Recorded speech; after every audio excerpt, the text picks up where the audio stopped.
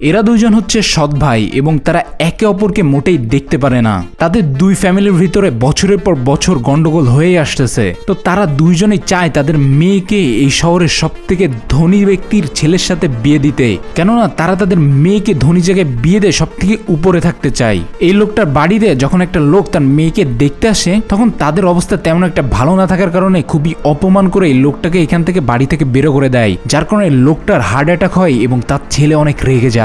এবং সেই ছেলেটা একটা লোককে ভাড়া করে যে এই শহরের সব থেকে বড় লোক মানুষের ছেলে সেজে এখানে বিয়ের প্রস্তাব নিয়ে আসবে এবং তার মেয়েকে বিয়ে করে ছেড়ে দেবে এবং তাদের ফ্যামিলির বদনাম করবে। তারা পরের দিন এই বাড়ির সামনে একটা গাড়ি নিয়ে আসে এবং নাটক করতে থাকে যে তাদের গাড়িটা নষ্ট হয়ে গেছে। তো এই লোকটা এখানে বাইরে আসে এবং তাদের পরিচয় জানতে পেরে যখন জানে যে এই শহরের সব থেকে ধনী ব্যক্তির ছেলে সে, তখন সে তার বাড়ির ভিতরে নিয়ে যায় এবং খুবই খাতির যত্ন করতে থাকে। এবং সবসময় সেই লোকটা এটা চিন্তা করতেছিল যে কি করে তার মেয়ের বিয়েটা এই ছেলের সাথে দেওয়া যায়। রাতভর এই ছেলেটা এই লোকটার বাড়িতেই থাকে এবং সে যে নিয়মে তার মেয়েটাকে পটিয়ে বিয়ে করতে চাচ্ছিল ঠিক তেমনই সবকিছু চলতে থাকে। তো বন্ধুরা, আসলে কি এই ছেলেটা এই মেয়েকে বিয়ে করতে পারবে এবং তাকে কি আসলেই ধোঁকা দেবে? তো এরপরে কি হতে চলেছে এটা দেখার জন্য চ্যানেলটাকে সাবস্ক্রাইব করো।